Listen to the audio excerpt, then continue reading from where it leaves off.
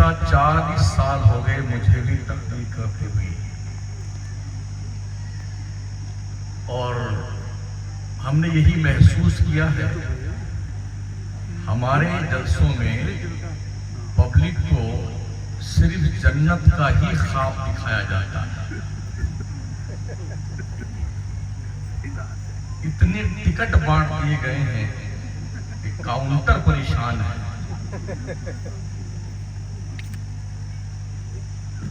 और इस टिकट बांटने का अगर नमूना आपको देखना हो तो लोग इतने मुतमईन हो गए जन्नत पा करके कि हम सुन्नियों की मस्जिदों में नमाजी बहुत कम दिखते हैं।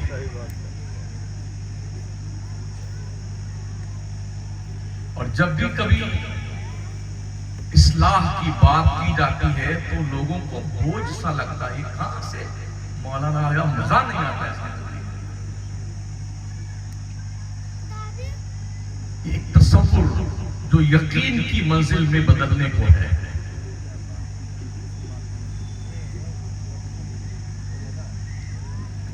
ये भी समझ में नहीं आता हमारे डॉक्टरों को कि मरीज किस मर्ज का है। हार्ट अटैक का मरीज आए तब भी वही एंटीबायोटिक दवा, ब्लड प्रेशर का आए तो भी वही एंटीबायोटिक दवा, कैंसर का मरीज आए तो वही एंटीबायोटिक दवा। अब चाहे तुम मरो चाहे तुम जियो, हमें तो क्या करना है, हमने तो दवा दे ही दी। तकरीरें वो की जाती हैं जो कौम चाहती है, तकरीरें वो नहीं की जाती हैं जिसकी कौम को जरूरत है। ये फर्क है।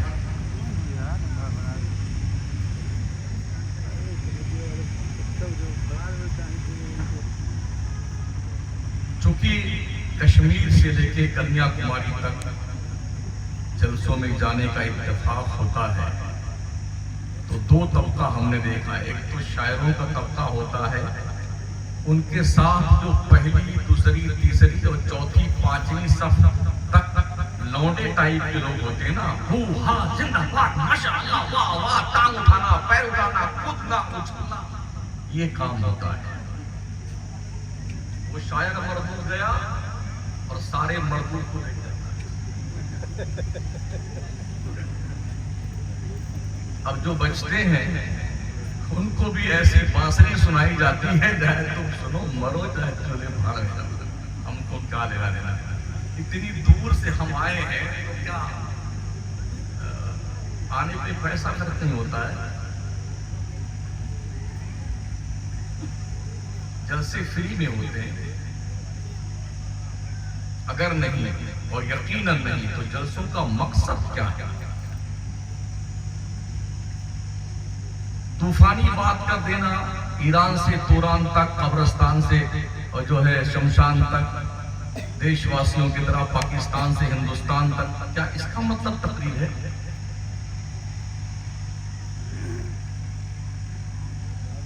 हमें बहुत कुछ सोचने की जरूरत है, बहुत कुछ समझने की जरूरत है, बहुत कुछ बदलने की जरूरत है, वरना फिर इतना ऐलान करेंगे हमारे नकीब हजरात तशरीफ लाइए, वो अल्लामा फला आए, तशरीफ लाइए खतीबे खूंखार आए, कोई नहीं आएगा। वो जल्द ही वो दिन आएगा कि कोई नहीं आएगा, हमारे नाज़िम साहब को गला फट जाएगा बोलते हुए। तो इससे पहले कि वो दिन आए जब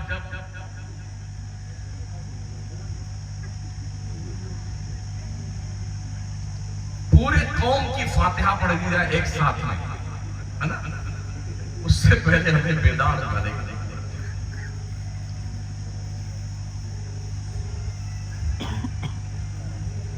हम तो ये भूल गए कि कोई अल्लाह भी है, भूल गए। रब क्या फरमाता है, वमा क़दरुल्लाह हक़्क़ क़द्रिही, लोगों ने अल्लाह की कदर नहीं पहचानी जैसी उसकी कदर पहचानी।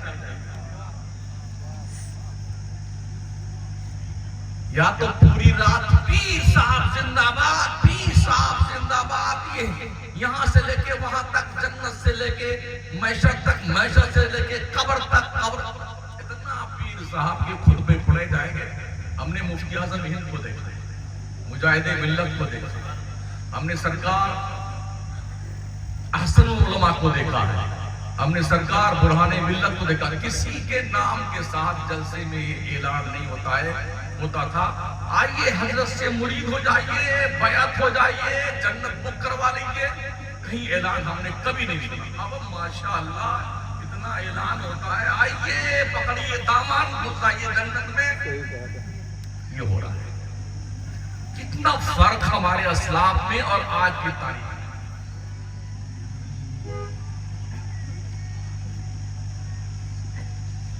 इसलिए जरूरत इस बात की है, कम से कम हम कुरान और हदीस के करीब तो आए ना। रब ने हमें क्यों पैदा किया? खेत जोतने के लिए, भैंस चराने के लिए।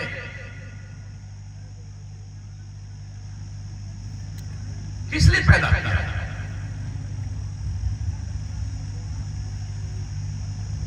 जब हम खुदा की कदर नहीं जानते हैं कि अल्लाह कौन है, इबादत किसकी करेंगे? या अय्युहल्लज़ीना आमनू तक़ुल्लाह हक़्क़ तुक़ातिही वला तमूतुन्ना इल्ला व अंतुम मुस्लिमून। ऐ मुसलमानों, तुम अल्लाह से डरते रहो जैसे कि रब से डरने का हक है, और मरो तो मुसलमान की हैसियत से मरो। डरते हो अल्लाह से? अगर डरते हो तो मस्जिदें खाली क्यों हैं? डरते हो तो झूठे क्यों हो?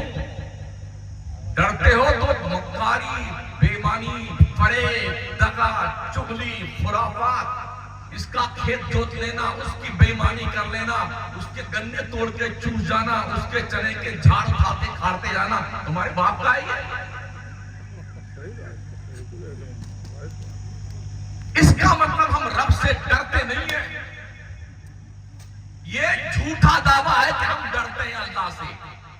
रब से डरा भी जाए और झूठ भी बोला जाए, ये ऐसी लॉजिक है जो बाउंसर जाता है।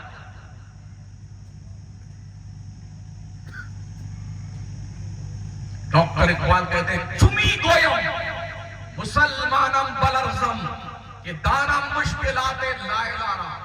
जब मैं कहता हूं कि मैं मुसलमान हूं तो मेरा जिस्म कांपने लगता है, क्योंकि मुझे पता है कि कलमा पढ़ लेने के बाद एक मुसलमान की जिम्मेदारी क्या बनती है। ये शहादत कहे उल्फत में कदम रखना है। लोग आसान समझते हैं मुसलमान होना। हमने समझा बिरयानी खाने का नाम मुसलमान है, और हर साल जानी धूम से मनाओ, इसका नाम मुसलमान है। जितने भी मजार हैं सबका उर्स मनाओ, ढोल बजाओ, नाचो कूदो, खूब गाओ।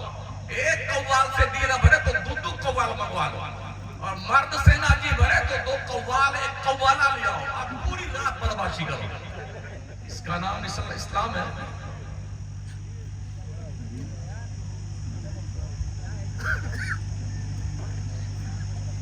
अजब कंडीशन हमारी कौम की।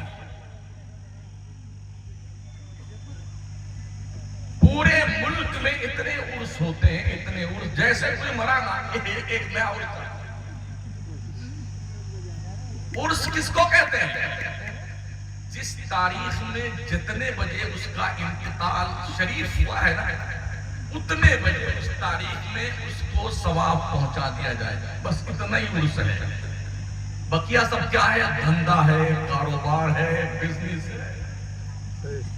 चादर, गागर, ढोल, बाजा, हारमोनिया, झुनझुनिया, टुनटुनिया, ये सब बिजनेस है। सब धंधा है भाई साहब, सब धंधा है। करोड़ों अरबों का कारोबार है, अरबों का कारोबार है। तो बिजनेस को कोई आदमी खराब करना चाहेगा? अब हम जैसे मौलाना अगर आएंगे तो बिजनेस खराब होगा नहीं होगा? यार इसको किसने बना लिया? हमारा धंधा चौपट कर रहा है।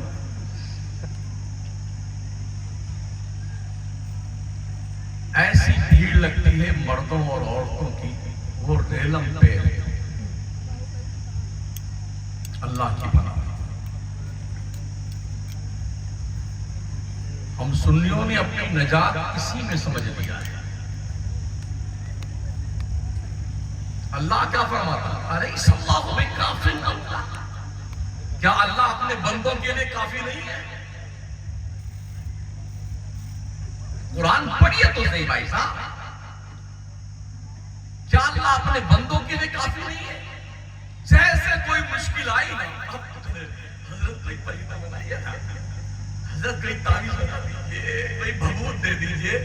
ये भभूत क्या करेगा भाई साहब? अगर तावीजों से तकदीरें बदलती ना, तो तावीज बनाने वाला पागल नहीं तुम्हारी तावीज बनाएगा। दुकान बंद करके ताला लगा के अपने घर भर की तावीज बनाएगा। बिटिया की, बेटवा की, पोता की, पोती की, सब अपना बना दो। कुछ नहीं होता इससे, समझ में? पूरा कुरान तावीज की शक्ल में बना के लटका लीजिए गले में, इससे बड़ी कोई तावीज है? अगर डॉक्टर कोई नुस्खा लेके देता लिख करके, भाई आपको प्रॉब्लम ये है, बीमारी ये है, ये जांच में सब आ गया है, तो ये दवा सुबह खानी है, ये दोपहर में खानी है, ये भूखे पेट है, नहानू ये शाम में खानी है, ये सोते वक्त खानी है, इन दवाओं से परहेज करना है। अब एक काम कीजिए, आप उस पूरे लेटर को लेकर के एक गिलास पानी में घोल लीजिए और नुस्खा पी जाइए, ठीक हो गया? अरे यार मैं बहुत सा तो नहीं फेंक रहा हूं, कुछ पल्ले पड़ रही है। पी जाइए उस पूरे लेटर को, सारी दवाएं, सारी गोलियां, कैप्सूल, इंजेक्शन, फिंजेक्शन सब पी जाइए। क्या ठीक करेगा? नहीं ना। कुरान पीने के लिए नहीं आया है, कुरान पढ़ने के लिए आया है, समझने के लिए आया है, और अल्लाह के कानून पर अमल पैरा होने के लिए कुरान आया है। जिसको जुज़दान शरीफ में लपेट करके रमजान शरीफ के खत्म होते ही ऊपर वाले ताक शरीफ पर तशरीफ फरमा कर देते हैं ना, और फिर जब रमजान का चांद निकलेगा तब उतरता है गर्दा वर्दा साफ करके, कितना चुम्मी चाटी करता है बेटा है? इस काम के लिए कुरान नहीं आया।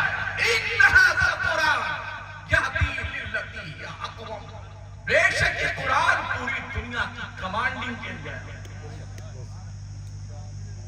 कुरान पढ़ने वाले आज हमसे ज्यादा नॉन मुस्लिम कम्युनिटी के लोग हैं।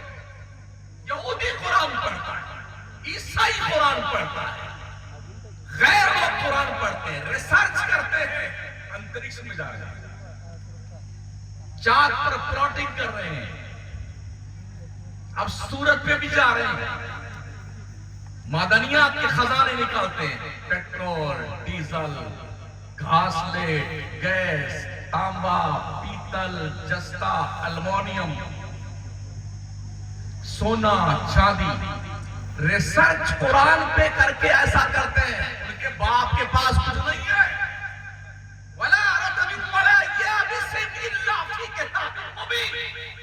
अल्लाह फरमाता है खुशकी और तरीकी कोई ऐसी चीज नहीं है जो कुरान में मौजूद ना हो। मौजूद भी कैसे, तिबयानन लिकुल्लि शै, हर चीज का क्लियर बयान मौजूद है। दुनिया पढ़ रही है, मिसाइल बना रही है, आइटम बम बना रही है, और हमें उसे धुल धुल के दिए जा रहे हैं। कोई मर मुड़ा जाएगा तो उसकी बख्शी के लिए पढ़वाते, बस इस काम किया है। जो मदरसा चलाते हैं उनसे पूछिए, जैसे कोई मरा हो रहा, हजरत हमारे अम्मा का 40वां है, हम इतने बच्चे भेज दीजिए।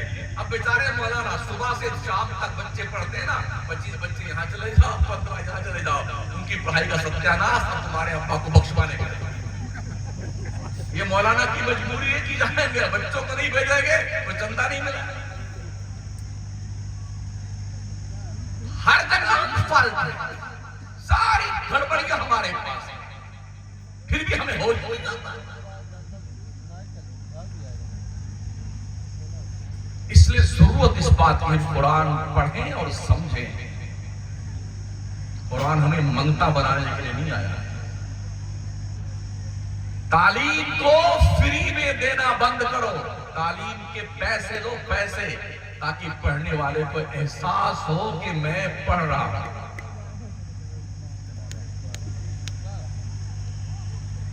हर मदरसे वालों की जिम्मेदारी बनती है कि अपने मदरसे में डिसिप्लिन बरकरार रखिए, यूनिफॉर्म रखिए, सिस्टमेटिक निजाम रखिए। इसलिए कि ये जो चीज है ना, सिस्टम आधी तालीम के बराबर है।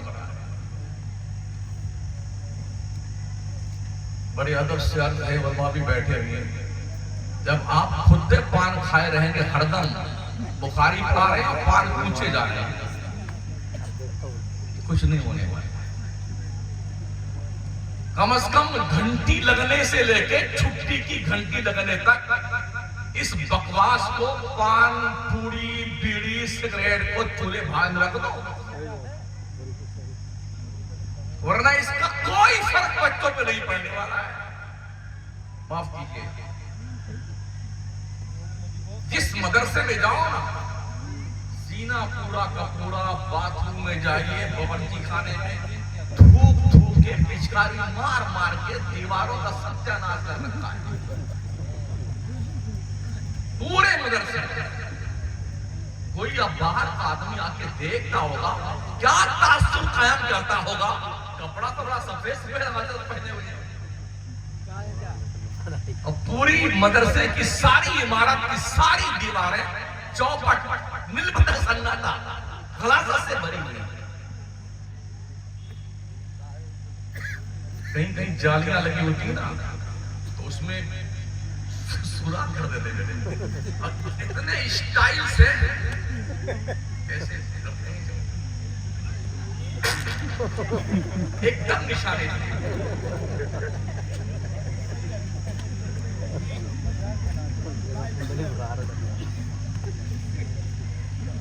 अगर हम खुद पान, पूरी, बीड़ी, सिगरेट से नहीं बचेंगे तो क्या हमारा स्टूडेंट बच सकता है? नहीं सुना आपने, हजरत उमर फारूक आजम के पास एक ज़ईफ़ा आई थी, बेटा उधर रखो, आपको तकरीर करने के बाद उसने कहा, हुजूर हमारा लड़का भेली बहुत खाता है, गुड़, तो इसको थोड़ा मना फरमा दे। हजरत ने कल आना, बुढ़िया लेके फिर गई कल अपने बेटा, तो हजरत ने फरमाया, बेटे गुड़ कम खाया कर। इतनी कहा। बुढ़िया ने कहा, बस इतनी बात कहनी थी तो कल के बाद आज फिर बुला लिया। इतनी दूर से मैं फिर चल के आई, परेशान हो गए, बूढ़ी औरत हूं, इतनी बात कल ही बता देते करके। तो हजरत ने फरमाया, कल तक मैं खुद ही गुड़ खाता था, तो मैं क्यों डरा? तो मेरी नसीहत का क्या फर्क पड़ने वाला था इस पर? पहले मैंने गुड़ खाना छोड़ा है ज्यादा, अब बहुत कम खाता हूं, अब नसीहत कर रहा हूं, अब इस नसीहत का असर बचे।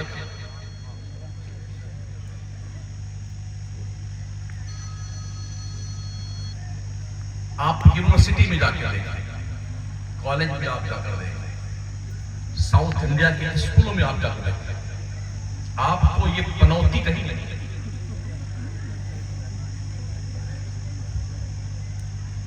इसलिए मैं बार बार कई मदरसों के जल से कह चुका हूं कि उत्तर भारतीय मौलाना लोगों को रस्ते में बांध करके साउथ इंडिया में 2-3 महीना घुमाने की जरूरत है।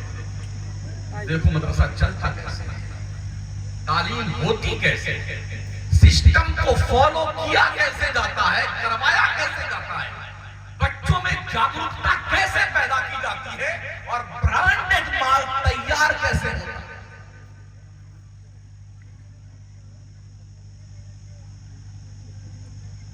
शायद ये मदरसे की फाउंडेशन में बने हुए। अच्छा चला लेते मतलब ट्राली अब इस काम में भी इस्तेमाल होने लगी। शायद डर लगने लगा, कई स्टेज टूट चुके हैं। इसी बुनियाद पर ट्राली का इस्तेमाल हो रहा है। तो अर्ज में करना था साथियों, कुरान जो खजाना है कुदरत का वो आपके पास है। आपने पढ़ना और समझना छोड़ दिया ना, दुनिया ने इसे अपने हाथ में लेकर के तरक्की करना शुरू कर दिया है। और जिस कौम ने जब तक कुरान पढ़ा था, मुस्लिम कौम ने तीन बर्रे आजम पर मुसलमानों ने बैक वक्त हुकूमत की। जब तक मुसलमान कुरान समझता था, पढ़ता था, अमल करता था, तो कंडीशन क्या थी? दश्त तो दश्त है, दरिया भी न छोड़े हमने, बहरे जुल्मात में दौड़ा दिए घोड़े हमने। और जब से हमने अपना रिश्ते मोहब्बत कुरान से लाताल्लुक किया है ना, तब से हालत तेरी दुनिया ने हमें अपने पैर की जूती बना रखा है। तो अल्लाह फरमाता है, वमा क़दरुल्लाह हक़्क़ क़द्रिही, लोगों ने अपने रब की कदर नहीं जानी जैसे उसकी कदर पहचाननी चाहिए। अभी हम देखते हैं बहुत सारे लोग, कोई ट्रक खरीदता है, कोई और 4 व्हीलर, तो क्या लिखता है उस पर? लिखता है ये नजर मेरे दिया किसने? अल्लाह ने दिया। और मरदूद क्या लिख रहा है? ये नजर मेरे।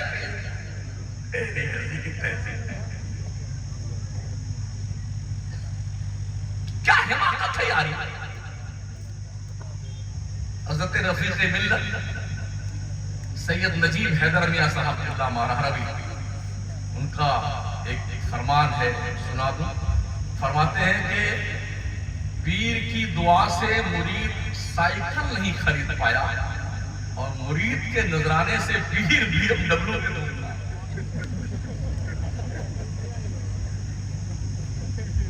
सोचिए, और 100 बात कितनी हैरत है। पीर के हाथ, पैर, जूती वगैरह वगैरह सब चूमता चाटता है। कभी अपनी माँ के भी पैर चूमते हो? कभी बाप के हाथ का बोसा दिया? जबकि पूरे कुरान में कहीं पीर साहब का जिक्र खैर नहीं है, कहीं नहीं।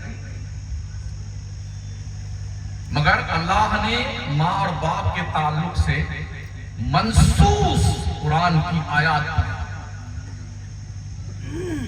अल्लाह फरमाता है, वइम्मा यब्लुगन्ना इंदकल किबरा अहदुहुमा औ किलाहुमा फला तकुल लहुमा उफ वला तनहरहुमा वकुल लहुमा कौलन करीमा। तुम्हारे माँ बाप दोनों या दोनों में से कोई एक अगर बूढ़े हो जाए, ओ लोगों, अपने माँ बाप को उफ भी मत कहना। बात करना तो बड़ी नरमी से बात करना, झड़कना मत माँ बाप को। ये कुरान की आयत है। अपने माँ बाप के लिए नमाजों में दुआएं मांगते रहे। वकुर रब्बिरहमहुमा कमा रब्बयानी सगीरा, मनसूस मिन अल्लाह। रब्बी जअलनी मुकीमस्सलाति व मिन ज़ुर्रिय्यती रब्बना व तक़ब्बल दुआ रब्बना ग़फ़िरली व लिवालिदैया व लिलमुमिनीना यौम यक़ूमुल हिसाब। आका फरमाते अल जन्नतु तहता अक़ताबिल उम्महात, दुआए वालिदी लिवलदिही कदुआई लकुम। मुस्तफा फरमाते मनसूस मिन अल्लाह, मनसूस मिन रसूल। माँ बाप की अज़मत और तौक़ीर बावजूद उसके लोग माँ बाप के न हाथ चूमेंगे न पैर चूमेंगे। और सुन लिया ना कि पीर साहब आ रहे हैं, नंगे पैर भागे पिता जिंदाबाद जिंदाबाद जिंदाबाद जिंदाबाद। ये शब्द किसने पैदा किया? इस हमारी नगरी। इनसे मुरीद हो जाओ जन्नत में चले जाओगे, इनसे मुरीद हो जाओ जन्नत में चले जाओ, इनसे हो जाओ जन्नत में चले जाओगे। कहां लिखा हुआ? मुझे बताओ ना, कहां कुरान में लिखा है, कहां हदीस में लिखा है? उनका बेचारे खुद ही नहीं पता जन्नत में जाएगा, पीर साहब नहीं जाएगा। वो आपको धोखे ले जाएगा जन्नत में। मुझे खुद नहीं पता है कि मैं कहां जाऊंगा। 40-45 साल मुझे हो गए नमाज पढ़ते हुए, 40 साल हो गए पढ़ाते हुए, समझ रहे, मौलाना बन गए, कारी बन गए, वगैरह वगैरह जो अल्लाह ने बनाए। लेकिन मुझे अब तक पता नहीं है कि मैंने जाना किधर है, अल्लाह कहां भेजेगा। अब तक की जितनी इबादत मैंने की है, मैं मुकम्मल कॉन्फिडेंस के साथ नहीं कह सकता कि मेरी कौन सी इबादत अल्लाह ने कबूल की है कि नहीं की है। किस खत में मुब्तला होकर आदमी कहता है पीर जन्नत में लेके जाए। कुछ खपती लोगों ने मनगढ़ंत एक वाकया कर डाला। गौस पाक का एक धोबी था, वो मर मुरा गया, अपनी कब्र में गया। अब मुनकर नकीर आए ना, मन रब का हुक्म क्या बोलता है, मैं गौस पाक का धोबी हूं, मां दीनों का गौस पाक का धोबी हूं, मां उनका तकूल फी हाज़र रजुल का गौस पाक के धोखा धोबी हूं।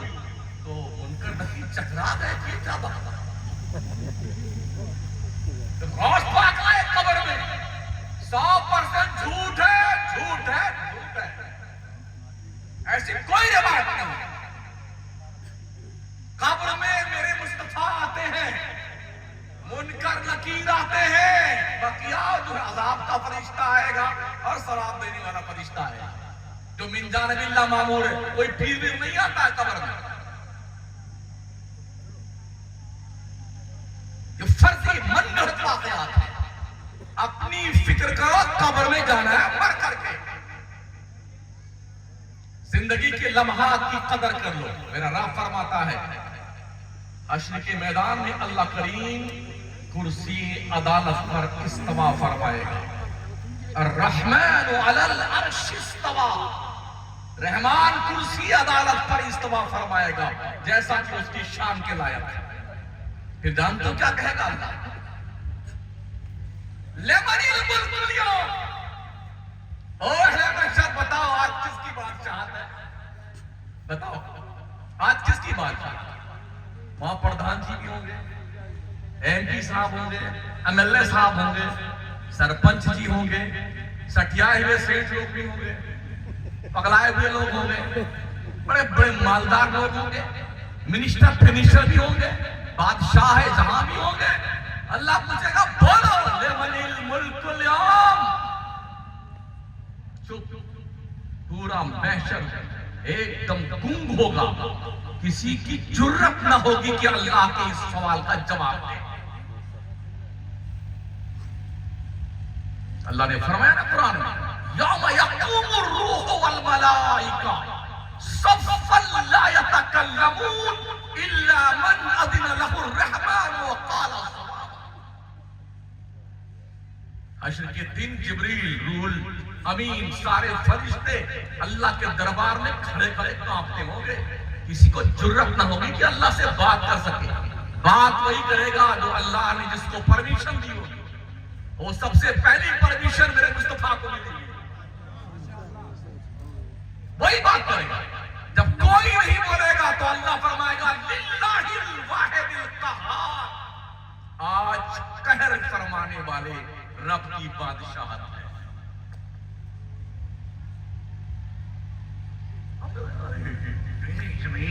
दुकान कुछ नहीं तुम्हारा, मंगते हो मंगते। या अय्युहन्नास अंतुमुल फुकरा इलल्लाह, ऐ लोगों तुम सब के सब भिखारी हो अल्लाह के दरबार। ये मेरे अपने बाप की बात नहीं कर रहा हूं, कुरान पाक पढ़ रहा हूं। मुझे लतीफा सुनाना नहीं आता, याद ही नहीं मुझे, मैं पुरानी आयत नक़ल कर रहा हूं आपके साथ। तुम सब के सब भिखारी हो अल्लाह के दरबार में। जब भिखारी हो तो दुनिया पर आगे क्यों चलते हो? गुरूर फख्र देखिए, जब आदमी मालदार होता है ना तो उसके चलने का अंदाज बदल जाता है, बोलने का लबो लहजा बदल जाता है। ऐसे चलेगा सिनेमा खोल करके ताकि पड़ोसी देखे तो उसका कलेजा फट जाए। संज्ञा गया इसमें कूद फूलने लगी, पैसा ज्यादा आ गया, बोलेगा मनाब शनाब बोलेगा। जो चकर चकर पकड़ पकड़ बोल रही ना जबान, इस जबान में बोलने की ताकत हमारे आपके बाप ने नहीं, अल्लाह पाक ने दी। इसलिए डरिए अपने रब से, अपने रब की हाकिमियत को महसूस कीजिए। आपका कोई हाकिम है? मेरे मुस्तफा करीम अलैहिस्सलाम की हदीस का मफहूम है, जब तक बंदा अपने जिंदगी के एक एक सेकंड का हिसाब ना दे लेगा अल्लाह को, तब तक कदम उठाने की इजाजत अल्लाह उसे नहीं देगा। है कोई माई का लाल जो अल्लाह को जवाब दे करके निकल पाए? अल्लाह हिसाब लेने पे आए, है कोई जो हिसाब देके निकल पाए अल्लाह का? हिसाब लेने वाला रब हो और हिसाब देने वाले हम जैसे आजिजो नातमा बंदे हो, क्या हिसाब देके निकल सकते हैं अल्लाह? बहुत सारे लोग अरे